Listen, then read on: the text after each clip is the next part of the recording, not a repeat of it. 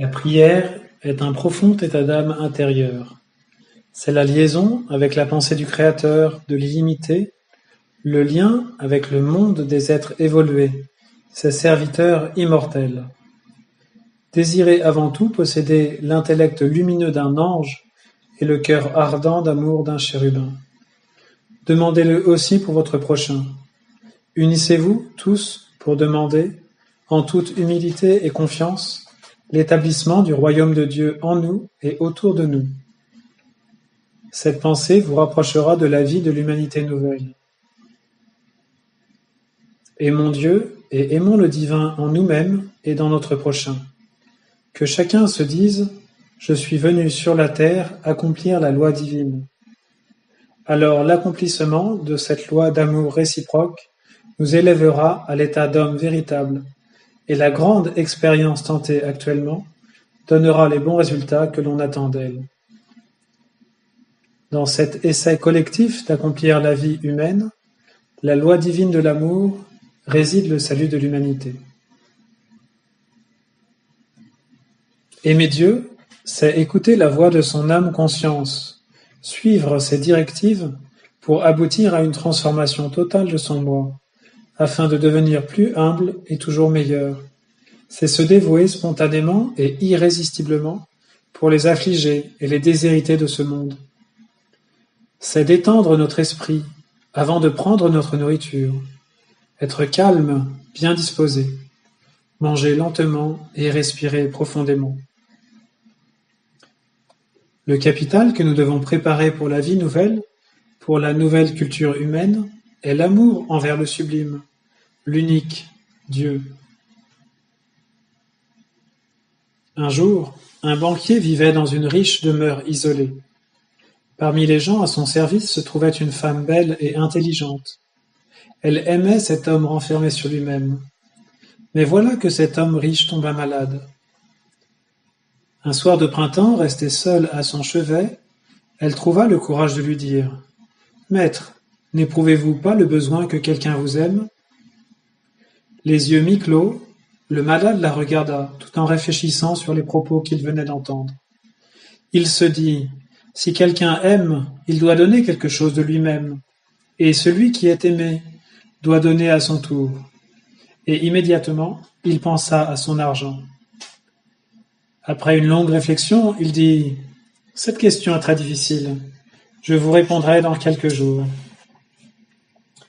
Les contemporains ont le profond désir d'aimer, mais l'amour exige des sacrifices. Quand on dit à quelqu'un qu'il doit aimer Dieu, il a envie de vous dire « Pourvu que je puisse encore profiter un peu de la vie. » Cet homme n'est pas prêt à faire des sacrifices. Il est pareil au banquier qui aime l'argent avant tout et qui a dit « Je vais réfléchir un peu et vous donnerai la réponse ensuite. » Vous ne pouvez pas être heureux tant que vous n'aimez pas Dieu, c'est-à-dire tant que vous n'aimez pas tout ce qui vit dans le monde. L'amour envers Dieu n'est pas donné d'emblée aux hommes. On l'obtient graduellement par l'élévation de la pensée, par l'étude et le travail consciencieux. Il faut former les 4 liens suivants. Le premier lien est de Dieu vers l'homme. Le deuxième lien est de l'homme vers Dieu, c'est-à-dire de la création vers le Créateur. Le troisième lien est de l'homme vers l'homme, et le 4e lien, le plus élevé, est de Dieu vers Dieu. Que signifie ce 4e lien? Ceci, voir Dieu dans notre visage, et le voir aussi dans le visage des autres. Pour apprendre à aimer notre prochain, nous devons d'abord aimer Dieu. Et alors, en n'importe quel être que vous rencontrez, vous verrez un beau visage plein d'expression, de douceur et d'intelligence. La prière est un des moyens pour connaître Dieu en tant qu'amour. Elle conduit à l'amour, à l'état sublime où vous ressentez le besoin d'aider, de pardonner à votre prochain, d'aider à se relever celui qui est tombé.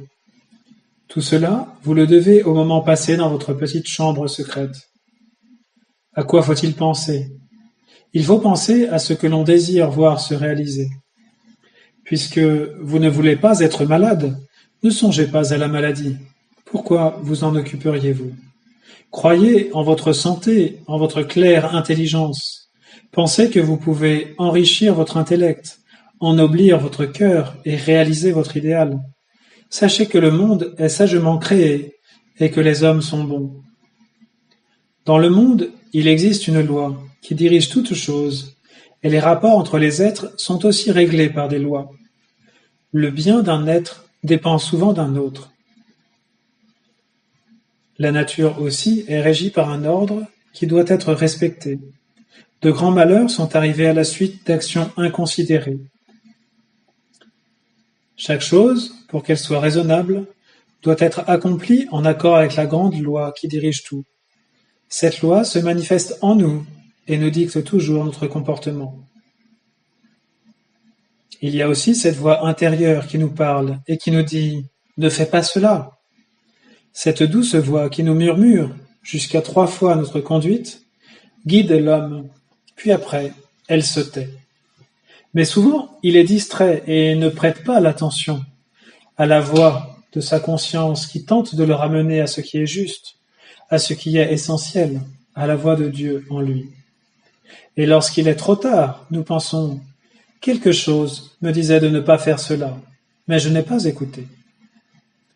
D'autres encore, n'ayant pas obéi à la voix intérieure de leur conscience supérieure, ne se reconnaissent pas comme coupables et accusent les circonstances, leur famille, leurs amis, la société, la religion. Celui qui aime Dieu devient fort et laisse passer les faibles en avant. Il les protège et en est le rempart, mais s'il est faible, qu'il passe en avant et les autres l'aideront. Sachons bien que la cause de nos fautes est de n'avoir pas été attentifs à la voix de notre conscience, aux suggestions de notre clair intellect, aux nobles élans de notre cœur, au sain équilibre de notre corps. Ce sont de bons conseillers permanents. En vivant en conformité avec le tout, l'illimité, nous resterons jeunes, nous acquerrons le savoir, la force, la beauté. Les plus belles et les plus nobles impulsions de notre vie viennent de Dieu.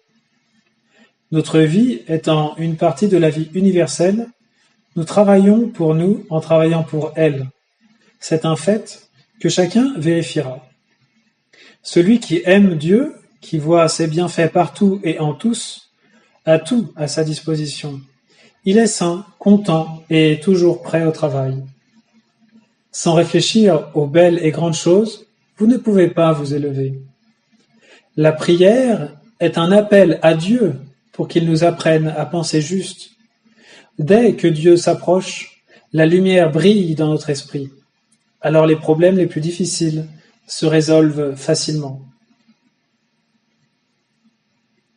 Aimer Dieu, c'est l'accueillir en nous et lui offrir nos plus beaux fruits.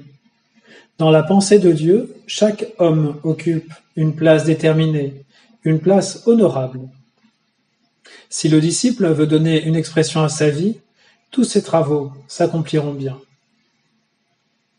En se levant le matin, il ne doit pas se hâter de réciter 1 ou 2 prières machinalement, mais il doit d'abord faire sa toilette, s'habiller calmement et commencer à méditer. Il peut commencer à prier tout en étant attentif pour capter les directives que le monde supérieur lui envoie. S'il a conscience de cela, dès qu'il se tourne vers Dieu en le priant pour quelque chose, sa prière sera accueillie. N'oubliez pas que vous avez à lutter contre des habitudes et des conceptions millénaires. Vous êtes sur la terre dans une école et la vie vous propose des tâches ardues, des cours difficiles. Ayez une foi inébranlable, une volonté forte, et demandez l'aide par la prière. Quand vous priez, soyez soumis au monde supérieur et aveugle à ce qui est extérieur. La prière déclenche le processus de la purification. La prière pour le disciple, c'est de le faire en tout temps. Il doit se mettre à l'abri des influences du provisoire, en dressant autour de lui le solide rempart de la prière, des pensées pures et d'un incessant amour pour Dieu. La prière est considérée comme une grande méthode d'organisation des pensées et des sentiments humains, de l'éveil des aptitudes et des dons dans l'homme, de l'épanouissement de l'âme humaine. La prière et la contemplation doivent être regardées comme une loi du développement de l'âme humaine. L'homme ne peut sentir la plénitude, l'harmonie intérieure de la vie et être bien portant que par la loi du bien, qu'en étant utile autour de soi, à tout ce qui est raisonnable.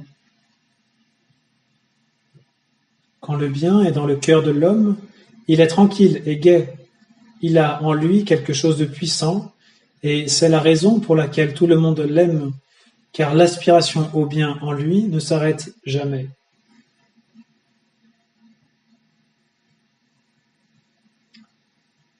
La prière est l'acte le plus fort dans la vie humaine.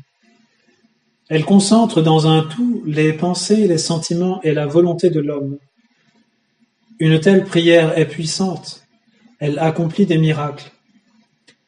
La prière est le travail le plus beau, elle est un entretien avec Dieu. Il n'existe pas d'instant plus important que celui où l'homme voit le visage de Dieu.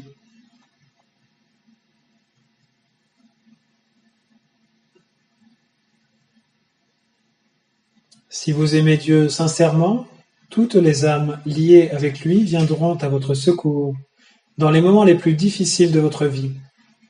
Elles satisferont tous vos besoins. Le Christ est partout où se trouve une aspiration à une vie plus élevée.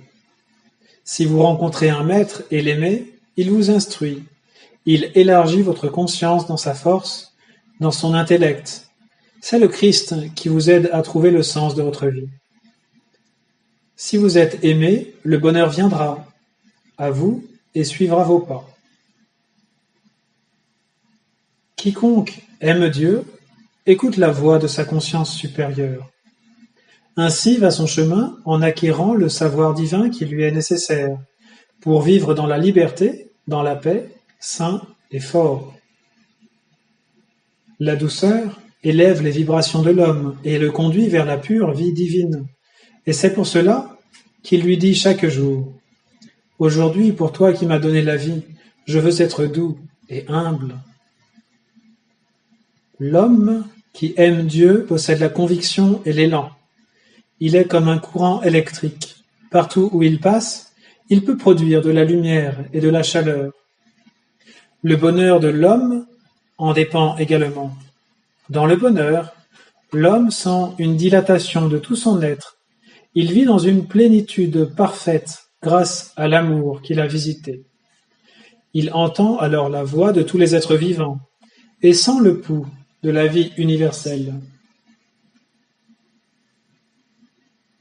Et alors l'homme concevra qu'il est né pour aimer Dieu et pour marquer sa vie du sceau de cet amour, et non pour être le serviteur des conceptions humaines.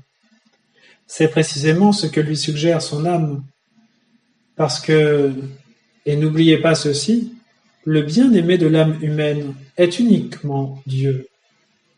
Voilà pourquoi je ne donne le nom d'homme qu'à celui qui aime Dieu. Et c'est le moment dans lequel il s'est déclaré et a aimé Dieu qui fait de lui un homme. Un tel homme attire l'attention des gens intelligents et bons, et ils disent « Quelque chose de divin a eu lieu aujourd'hui ». Le moment où l'homme aime Dieu d'un pur amour est le moment le plus glorieux de sa vie, car il fleurit alors et le parfum qu'il exhale se répand au loin. Cela veut dire qu'il est alors une source qui jaillit incessamment et qui sait donner. Dans cet état, tous les désirs raisonnables de l'homme peuvent être réalisés. C'est alors seulement que l'homme devient véritablement libre. Il a la liberté que la vérité lui donne. Et par la vérité, nous entendons dans ce cas le lien que Dieu a créé entre lui et nous. En dehors de cela, il n'existe aucune liberté. Les gens d'aujourd'hui qui ont perdu le lien qui les unissait à Dieu s'imaginent qu'ils peuvent faire ce qu'ils veulent.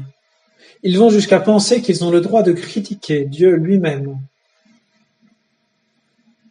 On pourrait dire avec raison qu'il n'y a pas d'être ayant subi de plus grands outrages que Dieu.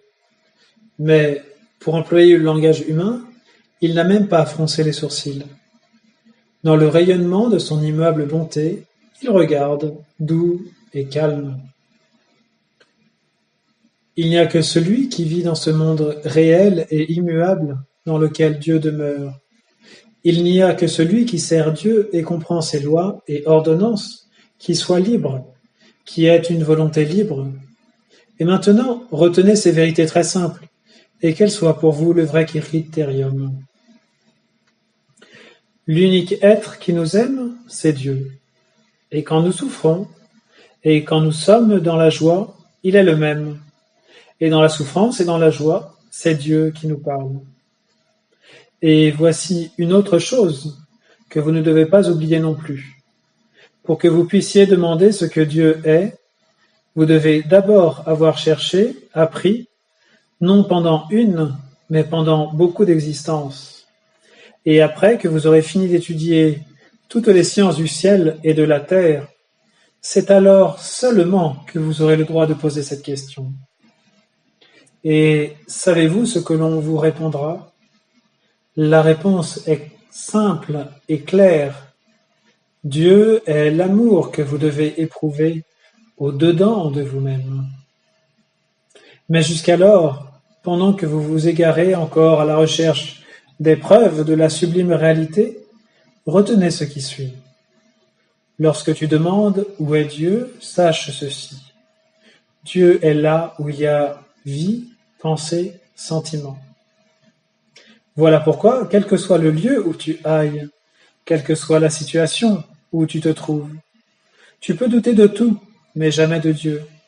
Sache qu'il est partout, et dès que tu l'invoqueras, il viendra à ton aide. Si tu entends des gens dire qu'ils ne croient pas en Dieu, examine-les, et tu verras qu'ils se prennent eux-mêmes pour des dieux. Ne sers pas de tels dieux. Rappelle-toi cette autre chose. Dieu est présent partout où il y a du sens. Où il n'y a pas de sens, Dieu est absent. Et l'endroit d'où Dieu est absent est l'enfer. Tu demandes quand l'homme est bon. Au moment où Dieu se manifeste, l'homme est bon. Il est mauvais dans les moments où Dieu ne s'exprime pas. Lorsque l'homme a Dieu en lui, il se sent plein de joie et de gaieté, prêt à tous les services. Dès qu'il renonce au service divin, Dieu le quitte.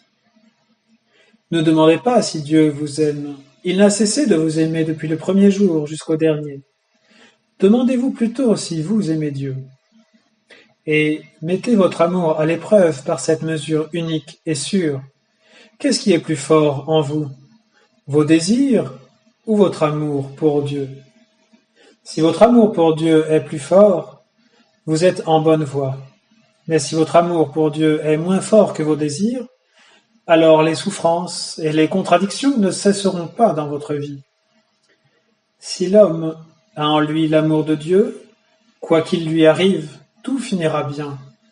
S'il n'a pas en lui cet amour, alors son chemin sera long, pénible et rempli de désirs irréalisables. Le chemin vers Dieu se trouve dans la perfection. L'homme parfait n'a qu'une idée, toujours vers Dieu. En dehors de la perfection, Dieu reste inconcevable pour nous. Du moment que l'homme tend à la perfection, il connaîtra Dieu en tant qu'amour.